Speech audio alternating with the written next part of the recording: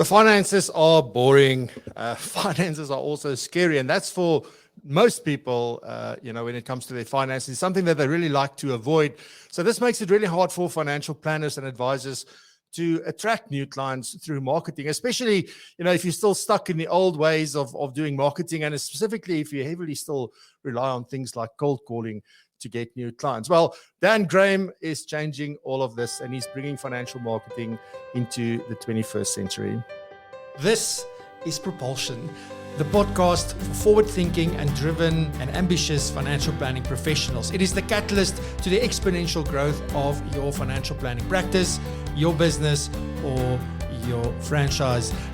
This is where professionals come in order to learn about the latest technology, to learn about best practice when it comes to running and managing their business, as well as marketing, sales, relationship building, the best and most valuable interviews with local and international guests, and a whole host of other things. Without any further ado, here is your host, Francois. Mr. Dan Graham, welcome to the show. I feel pumped after that. That's amazing. I'm quite worried when you get goosebumps from your own video like that. For me, something's wrong there. Yeah, same here, mate. It's too early in the morning in the UK to be starting me with all that video stuff. Christ, God. Pleasure to be here, mate. Thank you very much for having me. Yeah, man, really thank you, Dan. I've been wanting to chat to you for quite a long time. And excited because you're doing some phenomenal work over in the UK, but also, internationally, because you do have a global reach, and really excited to get into this. And I just want to clarify, because Dan was extremely worried this morning because I said he's a mover and shaker, and he thought we were going to expect him to do a dance early in the morning. That's not what we refer to. I've been working with Dan for quite a while now, almost about 2 years. And, it's just interesting to see this guy's drive and ambition and just how he just gets things done. And he does a lot of stuff. So he's a busy young man. And that's why I called you a mover and shaker, Dan, because you not only are you really doing stuff that you set out to do, but your thinking is on a different level. The things I see you put out and do, that's the stuff that sort of caught my attention. And I think you proved that age has got nothing to do with it.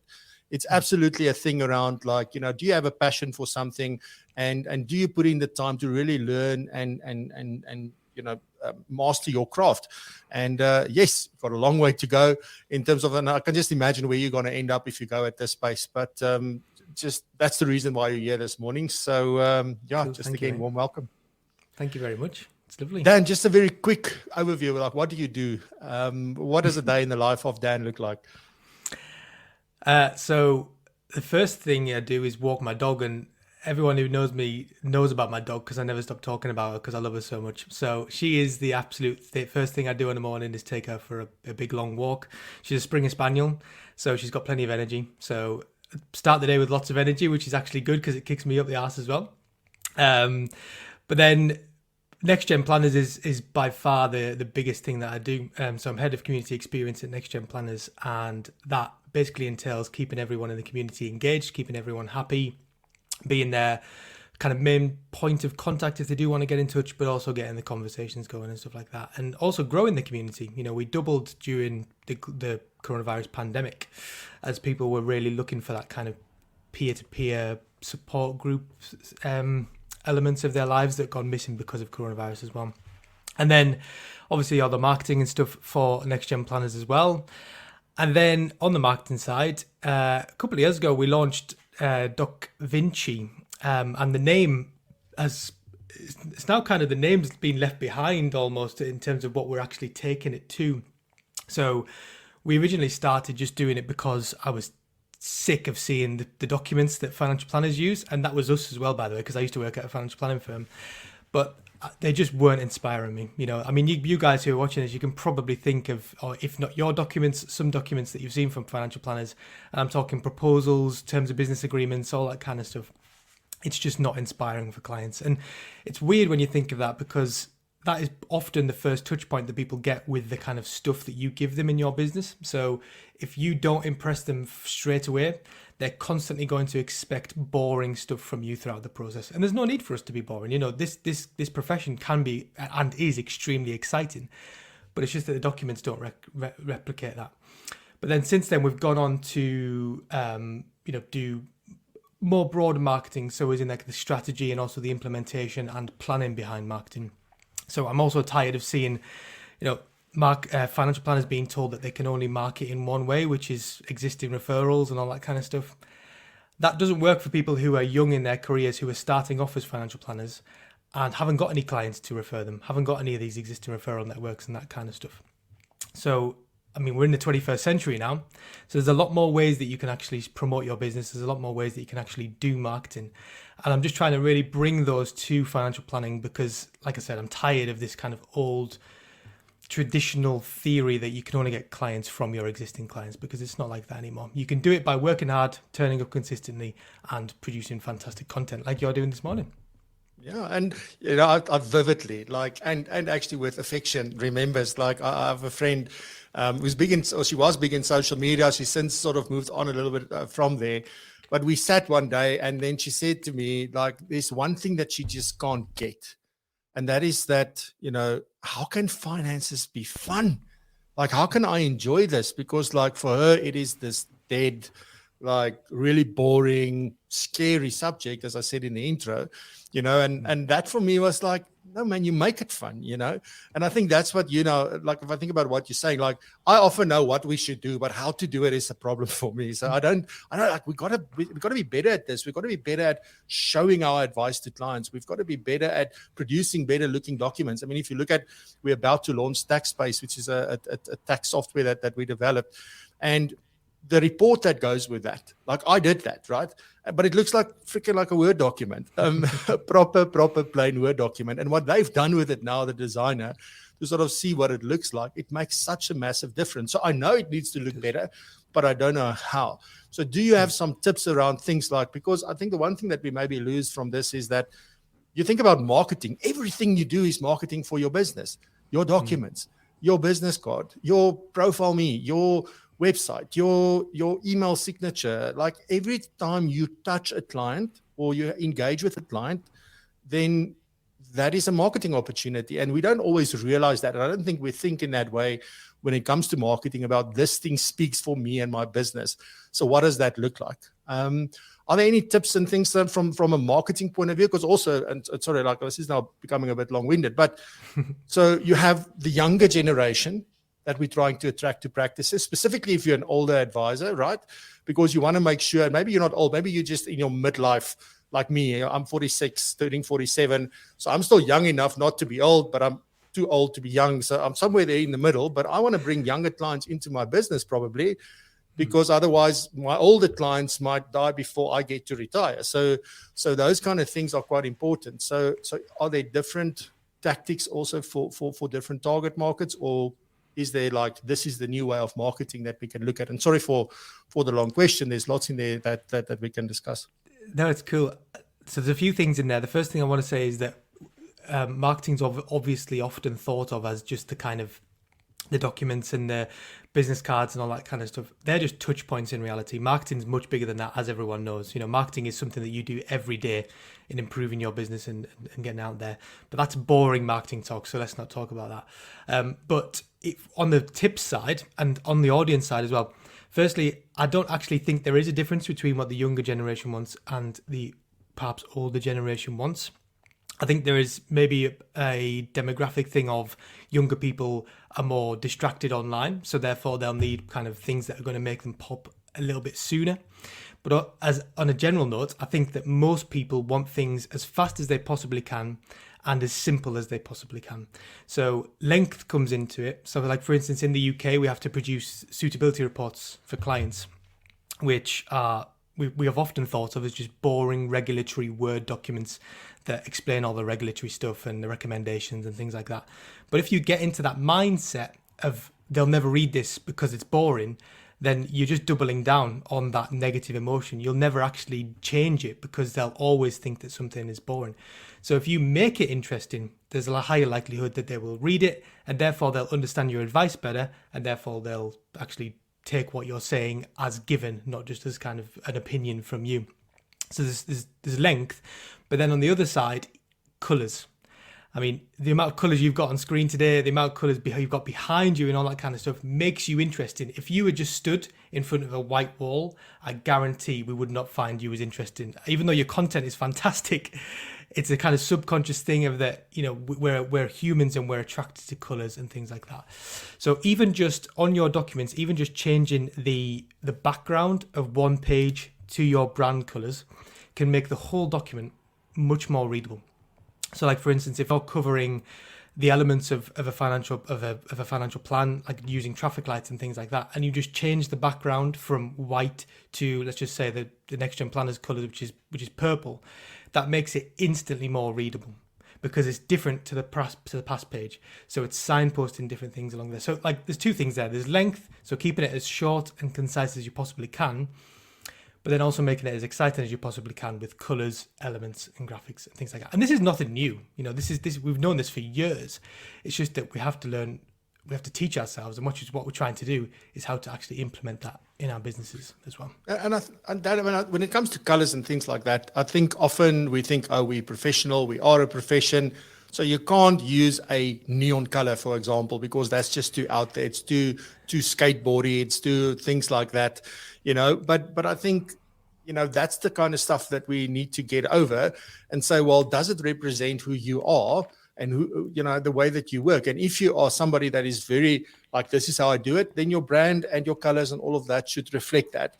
If you're somebody, and I think you asked a question on LinkedIn the other day, or it might have been on NextGen, I'm not sure. But you asked this question around, do people still care around how financial planners dress? And it was quite an interesting thing, because that's part of your brand, it's part of your marketing and things. And I know like marketing is much bigger than this, as you rightfully said earlier. The thing is that these are small little things that also add to this. And I think we try and only focus on the big stuff that we think we should be focusing on. We forget about the small stuff that actually also have a daily impact. So making sure that everything ties together. You know, it's not as simple as going into Word and saying, I'm going to change the background to this dark blue of mine and whatever. It's actually got to think about it a little bit wider than that. So, you know, I don't know, from that point, it's also, you know, how do you make things interesting? Like the Batman video that I did, just by the way. So that was for me, like, how do I get people to watch this video where I invite them to the conference? I got to do something different because, you know, yeah, people watch the video, but not everybody watches the video. So what can I do to just pique that interest? So at least they watch that first bit and maybe it hooks them to watch the rest. So you've got to start thinking differently about those kind of things as well. Absolutely. And I was talking about this on a podcast that I did with last year. I don't know if you guys follow what's going on in America in financial planning, but at the moment there's a conference going on across there called Jolt, which is specifically for marketing and financial planning. And it's run by a guy called Robert Sophia. And we had him on the podcast last year, and he's fantastic, you know, so forward thinking and things like that. And he told me that, like, basically, he explained it so simply. It was like, if you put your documents and tools and everything like that you've got in your business next to another financial planning firm, and they don't look remarkably different from the other financial planning firm, then you need to retool. He called it retool, which is basically just changing it. And you hit the nail on the head there, Francois, which is being different. You know, the worst thing that humans go through, well, personally, I think is routine, you know, where you are so used to seeing things, and therefore there's such a kind of thing in your head to scroll past it because it's not going to change your life. It's not going to add to your life. It's not going to make your life any better than what it currently is.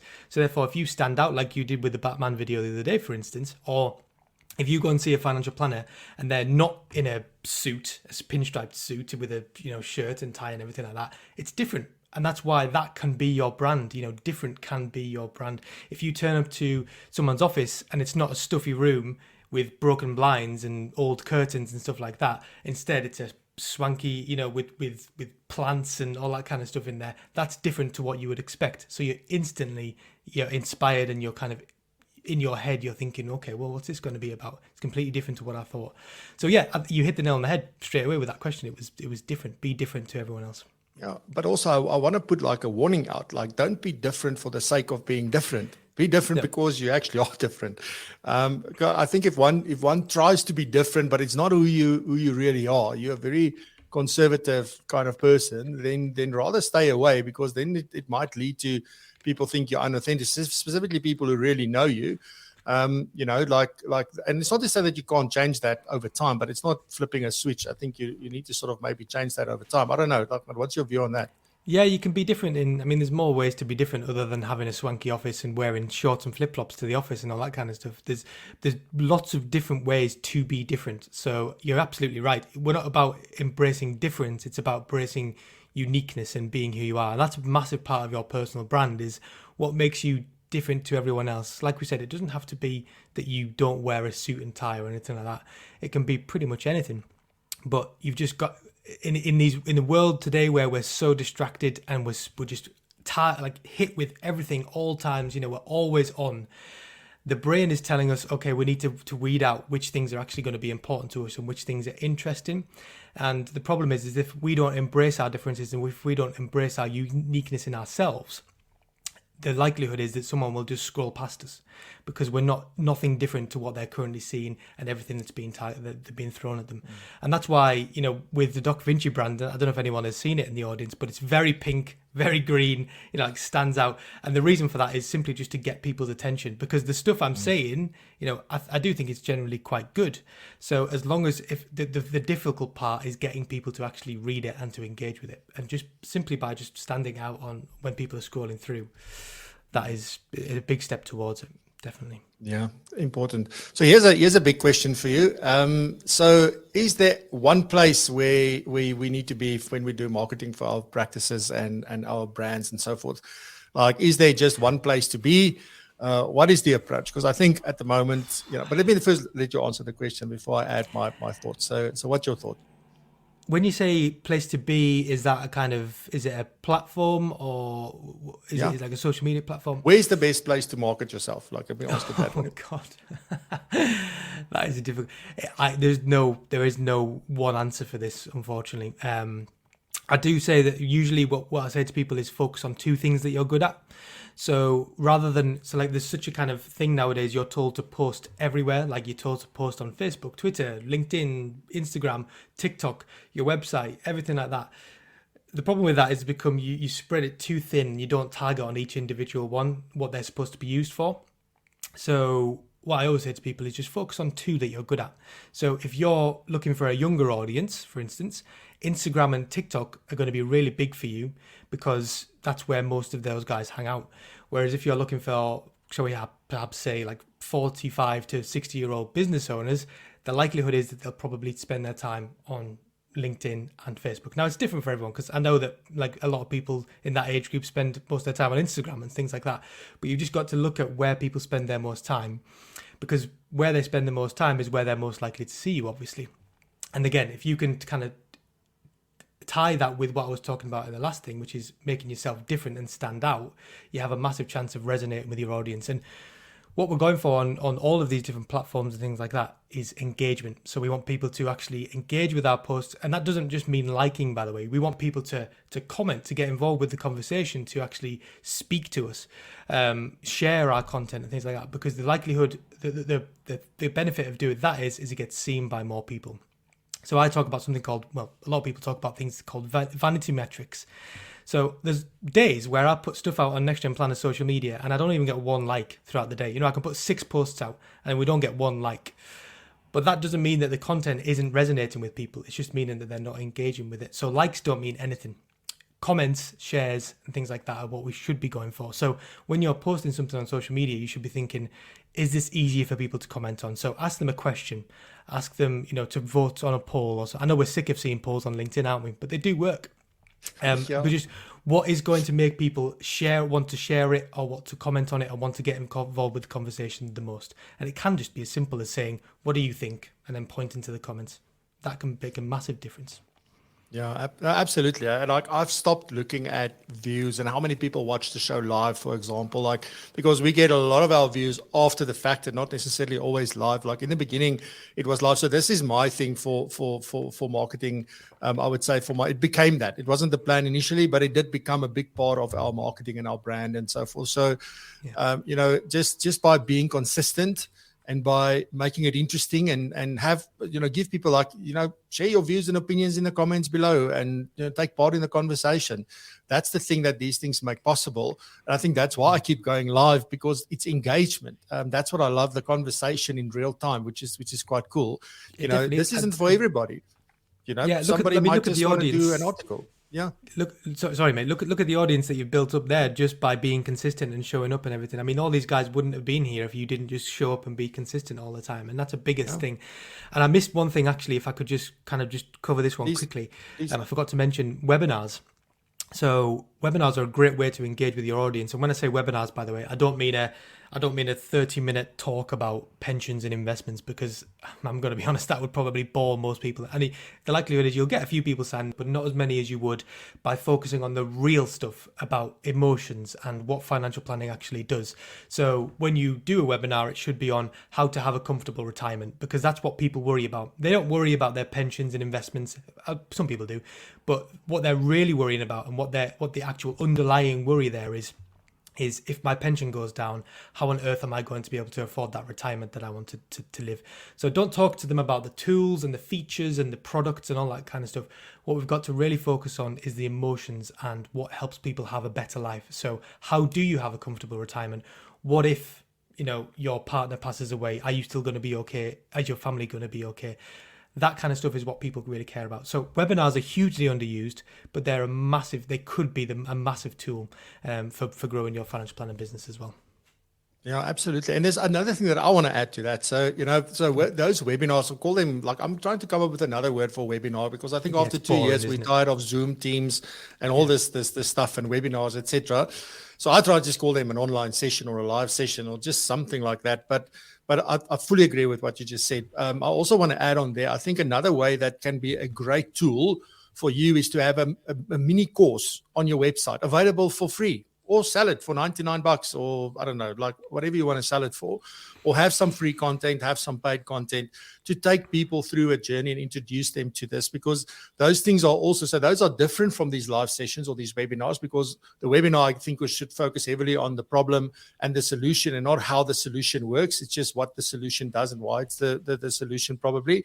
Or at least it gives them sort of a sort of a tool that they can take away to go and analyze where they are and know what questions to ask and what are the things to look out for and things like that. It's not about, as you said, training them about how does a RA work, a retirement annuity work, or how does a pension, or whatever any of those things are. It's not about that. So we should stay away from the technical stuff and actually talk about the life stuff, I think is sort of what you're saying. Yeah, but a mini course, half an hour simple course on your website that they can go and enroll for. You can send them from the webinar to there, and they can go and do that if they want. Somebody that does that kind of thing, also, or that has mastered that thing quite significantly, is now that the name escapes me, the guy in the US that talked, Dave Ramsey.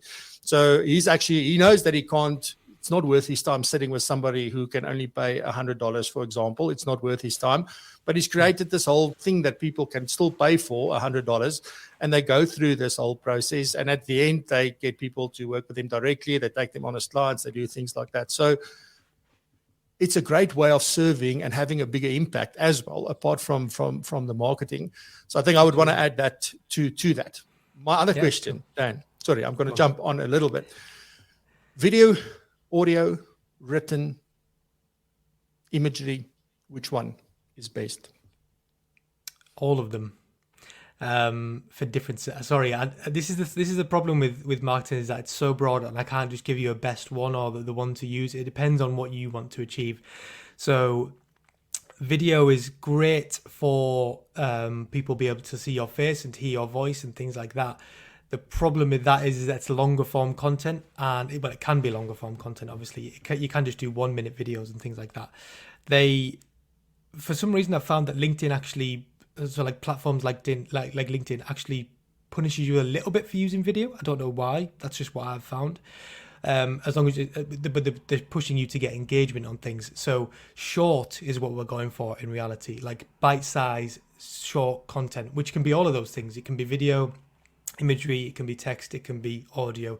Nobody on their first meeting with you, or on their first kind of coming across you for the first time online, they're not going to read something that you've written which takes them 15 minutes to read, because they haven't built up that relationship with you yet to understand why they should read that from you.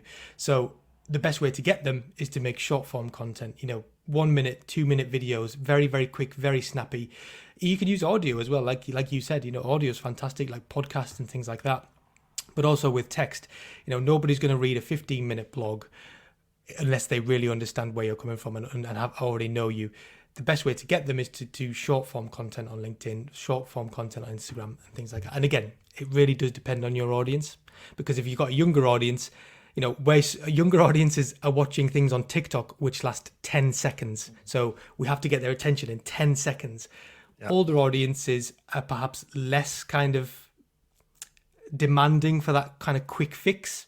So therefore, you've just got to think, which kind of audience am I trying to attract here? But everyone likes shorter stuff more than longer stuff, because it takes them less time and it means they can get on with their day.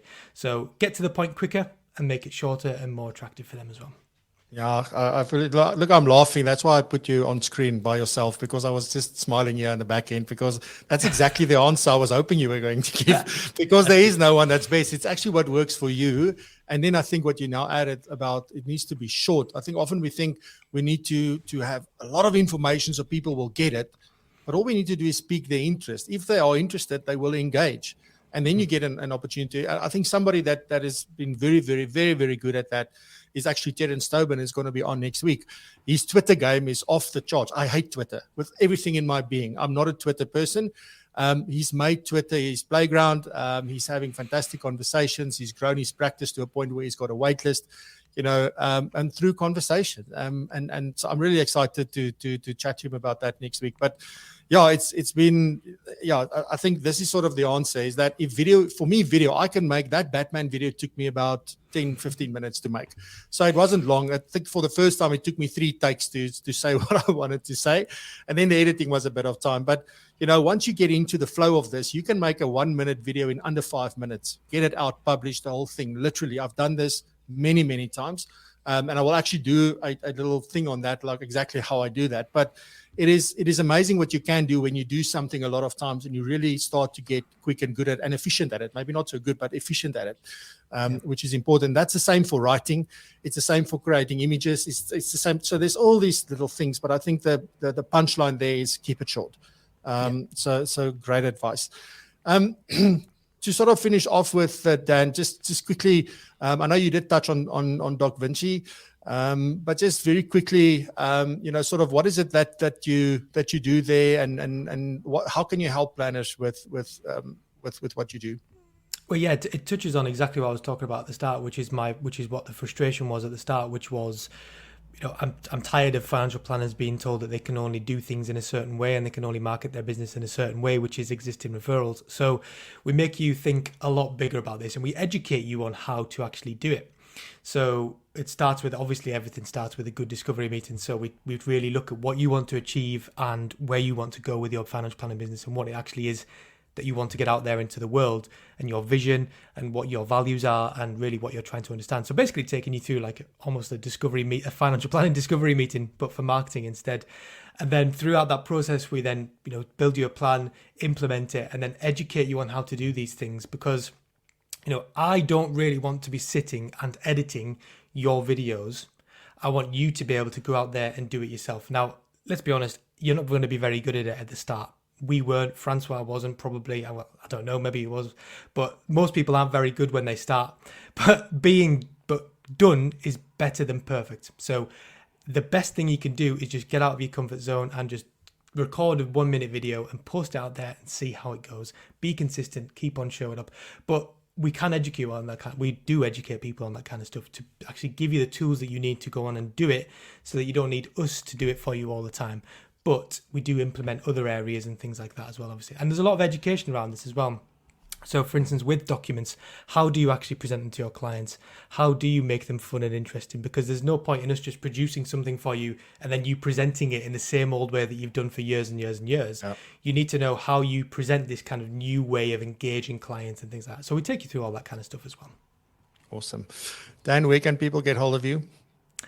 Everyone says this, don't they? But LinkedIn is probably the best place to get in touch with me. And then you can find me on NextGen, and also, like you said there, docvinci.co.uk. Have a check out of our website as well. Yeah, cool. I put all the links down below in the description on the YouTube channel specifically. I don't put links on the other platforms because otherwise people don't see the content, apparently.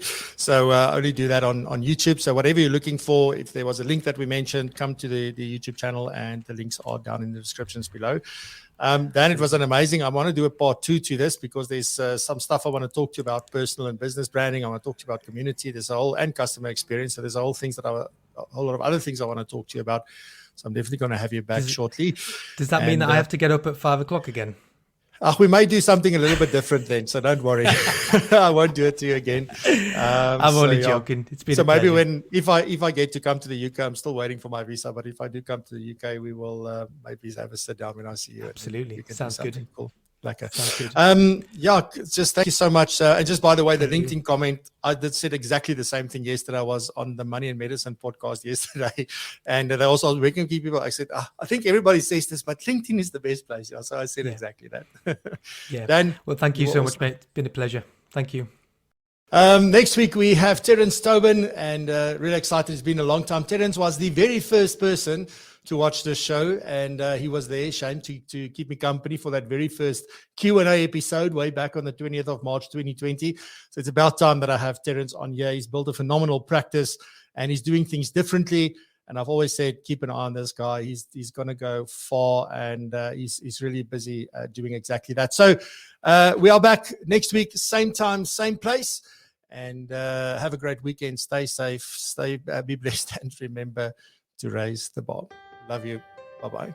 Thank you for listening. Remember to check out the live show, PROpulsion Live, on YouTube every Friday at 7 a.m. South African time. You can find it at www.propulsion.co.za/live. That's propulsion.co.za/live. And please remember to subscribe, share with your colleagues, your friends, and anyone who may find value like you did in this podcast.